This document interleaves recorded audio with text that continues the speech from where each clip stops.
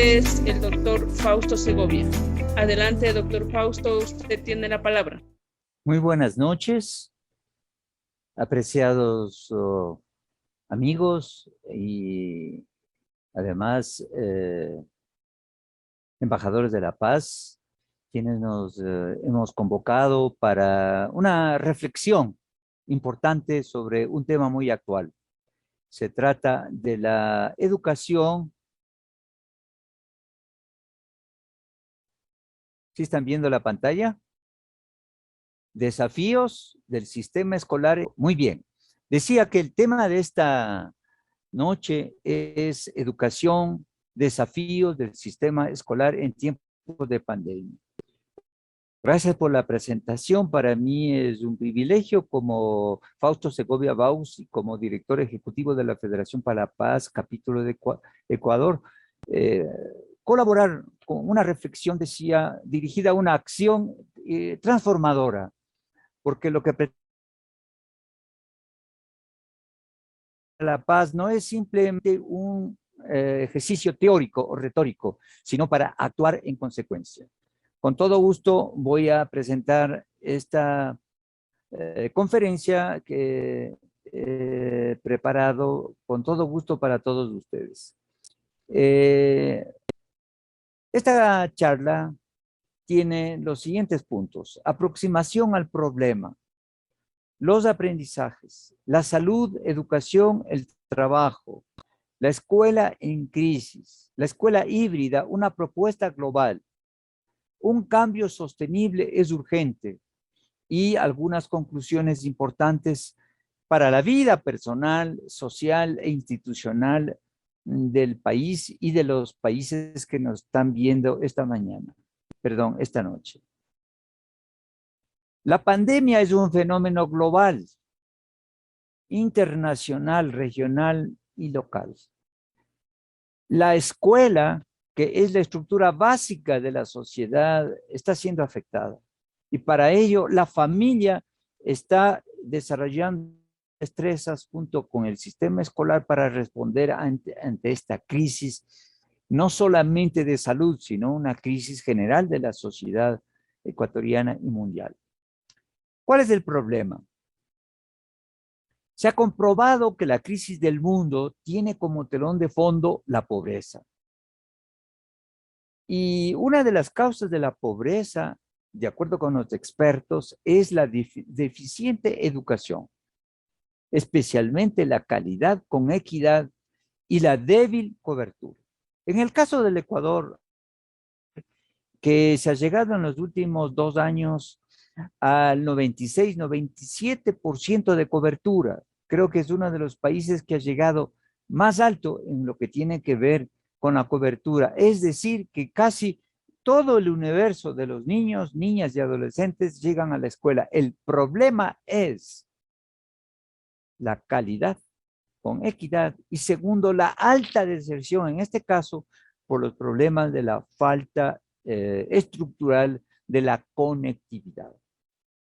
Las sociedades en realidad realizan esfuerzos grandes, como he dicho, pero no son suficientes. A la falta de recursos se une claras falencias en 2 áreas fundamentales: el lenguaje y la matemática, que han sido detectados a través de varios modelos de evaluación. En mi tiempo como ministro de Educación se hizo el modelo de evaluación Aprendo. Las Naciones Unidas a través de UNESCO, UNICEF, los modelos LIESE y a través del convenio del Ecuador con la Comunidad Europea, el modelo llamado PISA Desarrollo. En estos modelos de evaluación de los niños hasta 15 años, hemos perdido el año en lenguaje y matemática. Y ese es un problema real y que se ha agudizado durante la pandemia. Entonces, frente a esta problemática, los niños, niñas y adolescentes están afectados. Están afectados y es curioso cuando hay una problemática de orden estructural mundial, una catástrofe, Los niños, especialmente de los sectores populares, y las mujeres son caldo de cultivo y el resultado o los efectos de estas crisis globales, nacionales y regionales. ¿Qué podemos decir respecto de los aprendizajes?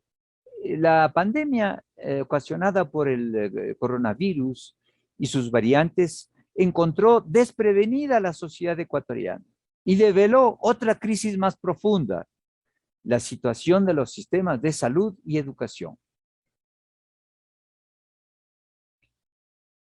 A lo anterior se añaden, altos índices de corrupción en los diferentes estratos públicos y privados. Y esto es muy preocupante, fundamentalmente porque el hecho educativo no solamente concierne al caso de los maestros, que son los profesionales, los pedagogos encargados del proceso de enseñanza-aprendizaje, sino fundamentalmente a la familia, que es la primera educadora. La salud, la educación y el trabajo, ya lo dijimos en otra conferencia, que forman parte del desarrollo humano, están implicados. Y por supuesto, si estas tres variables, salud unida e inseparable a la nutrición, el Ecuador tiene un 65% de déficit en desnutrición, especialmente en los niños, en ciertas provincias de la Sierra Central. La educación de calidad, con equidad, lo dicho, los estándares son bajos. Estamos, si bien no estamos en el último nivel como Haití, Paraguay, en lenguaje y matemática estamos en la medianía y tenemos que desarrollar procesos de cambio fundamental, porque el acto educativo va mucho más allá de enseñar a leer y escribir. El acto educativo tiene que ver con la enseñanza del pensar, el desarrollo de los procesos cognitivos. Entonces, si hablamos del ámbito de la educación, la pandemia confinó a sus actores a sus domicilios y a intentar respuestas digitales para las cuales no estaba preparado el modelo. Sin embargo, el modelo digital, las aulas tradicionales presenciales dieron paso a las nuevas aulas donde se reemplazó dramáticamente la tiza, la pizarra y el pupitre por una pantalla, por plataformas digitales y otros admículos como las diferentes aplicaciones. El sector popular ha sido seriamente afectado. De acuerdo con estudios, el 33.5% de la población infantil ecuatoriana no accede a la conectividad por problemas estructurales del país y que todos los gobiernos no realizaron con oportunidad las diferentes conexiones y el equipamiento. Y a esto se añade un problema mayor, que es que las universidades prepararon líderes, profesores para el modelo presencial. Y la pandemia prácticamente dio lugar a nuevas modalidades online o digital o virtual y los profesores tuvieron que adaptarse dramáticamente. De todo ello podríamos decir que la escuela, que es la comunidad básica de aprendizaje, el centro, la escuela es como la célula al cuerpo, fue el epicentro de la crisis. Los currículos tuvieron que adaptarse, las lecciones a reducirse y los métodos de enseñanza-aprendizaje en ocasiones a improvisarse. Hay que reconocer que los institutos educativos y los profesores gestaron experiencias notables e inclusive hubo experiencias creativas por parte de ciertos profesores y padres de familia para superar de alguna manera la falta de conectividad. Sin embargo, hay una realidad que no podemos olvidar, como maestros, como padres y como estudiantes. De acuerdo con las últimas mediciones de organismos institucionales e internacionales, en los últimos 2 años de pandemia ha bajado el índice de rendimiento escolar. No por culpa de los estudiantes, ni de los profesores, ni de los padres, sino de una crisis global que nos sorprendió a todos y especialmente al sistema educativo y a la célula básica que es la escuela. Entonces, la escuela ha tenido que abrirse al mundo a través de nuevas modalidades de enseñanza-aprendizaje, en este caso virtual, utilizando redes sociales, utilizando computadoras, televisión y otras herramientas tecnológicas que, dicho sea de paso, estaban ya programándose, pero el hecho fue que la crisis fue tan brusca que de un momento a otro el sistema educativo tuvo que adaptarse a esta nueva realidad, a estos nuevos desafíos, y frente a ello vino una propuesta, y hay que reconocer la creatividad de nuestros docentes y del sistema educativo en general. Surgieron alternativas de instituciones y docentes interesados en buscar creativamente nuevas opciones. Y una de ellas, entre otras, es lo que se denomina la escuela híbrida, que en esencia significa la convergencia de lo tradicional con lo nuevo. Lo dicho, el paso del aula de clases presencial con pizarra, tiza y pupitres al aula virtual mediante plataformas, mediante aplicaciones y otras herramientas que hacen posible que esa transmisión de conocimientos se dé de una forma diferente. Pero ojo, había que adaptarse a la nueva realidad y la escuela híbrida está funcionando en el sector público, en el sector privado, y se están desarrollando ya en las universidades nuevos modelos, nuevas alternativas, como planteo en esta diapositiva, para responder en forma real a la realidad y de acuerdo con las posibilidades efectivas de la nueva escuela, en este caso, que se está gestando. Entonces, hoy el mundo, los conocimientos ya no están en los textos escolares, están en la web, están en las redes sociales, los conocimientos están en las diferentes plataformas.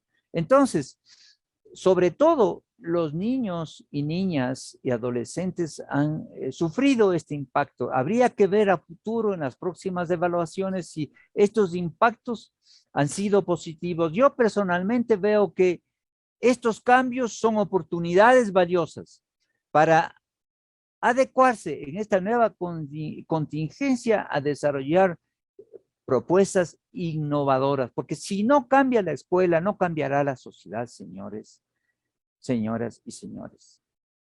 Este cambio debe ser sostenible. ¿Qué quiere decir la sostenibilidad en el tiempo? Con políticas públicas, con el amparo de la sociedad civil y de los propios profesores que son y deben ser agentes de cambio. Este cambio cualitativo significó desafíos y efectivamente rupturas del sistema educativo, tanto en lo macro, Ministerio de Educación, en lo meso, las instituciones educativas, y en lo micro, las aulas. O sea, todos los sistemas y subsistemas están articulados a un proceso de cambio. La escuela se trasladó a los hogares. La pantalla reemplazó la pizarra. Los audios y videos se convirtieron en recursos de aprendizaje. Y la sostenibilidad del nuevo paradigma hace que Modifiquemos nuestras actitudes y comportamientos para que la escuela no deje de ser el templo del aprendizaje, los profesores, los vehículos. En este sentido, dos palabras, el papel de los profesores ahora en pleno siglo XXI, pandemia de lado, el papel está cambiando. Y las universidades también, porque las universidades forman a los docentes. Por lo tanto, si la universidad que forma a los profesores no desarrolla mecanismos para incorporar nuevos procesos, tanto en la parte teórica, sobre todo en la metodológica y didáctica, entonces la escuela va a quedar relegada y por lo tanto la misma sociedad. La pobreza, por lo tanto, está unida inseparablemente al presente y al futuro de la escuela. Y ahora la escuela está migrando hacia otras alternativas con la participación de todos. Y añado en este punto algo importante. En nuestra organización, que es la Fundación para la Paz, tiene un proyecto importante que es la educación de los valores, que está unida inseparablemente a los procesos de enseñanza-aprendizaje. Porque cuando hablamos de escuela crítica, no solamente es la transmisión a través de vídeos, a través de plataformas, contenidos de matemática, lenguaje, estudios sociales y ciencias naturales, que son las 4 macroáreas, sino formar nuevos ciudadanos y ciudadanas sensibles ante los problemas humanos y capaces de que la sociedad puede garantizar los derechos a la educación, pero también y correlativamente que se cumplan los deberes tanto del Estado, tanto del sistema escolar como de los profesores, estudiantes y fundamentalmente de la familia, que es la primera educadora. Por lo tanto, nosotros tenemos una propuesta seria, responsable, que es la paz positiva. Esta paz que no queda en la retórica. La educación, para que sea eficiente, eficaz y pertinente, lo dice la UNESCO, requiere reinstalarse, subrayo, reinstalarse, redefinirse en la doctrina de los derechos humanos, que implican también deberes correlativos. ¿Alguna vez les participo a los distinguidos amigos que me escuchan y me ven en este foro? Yo ingresé a Google hace algunas semanas y puse derechos humanos y había millones de organismos de derechos humanos, millones de organismos de derechos humanos, inclusive en nuestro país, y con fuentes de financiamiento muy importantes. Felicitaciones. Pero acto seguido pregunté a la misma operadora Google, deberes humanos. ¿Sabe cuántas organizaciones en el mundo hacen el monitoreo de la aplicación de los derechos? 5. ¿Qué les parece? 5 apenas. Entonces, un ejercicio interesante que alguna vez hice en la universidad con mis estudiantes de posgrado es establecer un paralelo entre las garantías que establecen los preceptos constitucionales y los deberes del propio Estado, de las instituciones, de las familias, del sistema educativo, de salud, etcétera, para cumplir esos preceptos. Entonces, hay un desbalance tremendo. Pero nuestra Federación para la Paz genera un proceso de relación entre la teoría establecida en nuestros principios fundamentales y una paz real, positiva, concreta, a través de programas y proyectos. Los enfoques, las metodologías híbridas en tiempos de pandemia son muy importantes, pero la paz positiva, proactiva, propositiva, concreta, debe generarse desde los propios hogares, a través de una comunicación asertiva, porque lo que pasa en la familia, bien se ha dicho, la familia constituye una caja de resonancia de lo que sucede en la sociedad y viceversa. Si no generamos en la familia, la primera educadora, un proceso de cambio mental y de cambio del corazón, no pasa nada, señores, por más que cambie el currículo. Por lo tanto, nosotros como padres de familia, como profesores, como directivos, como líderes, tenemos responsabilidades compartidas en el problema de la educación en la pandemia y post-pandemia.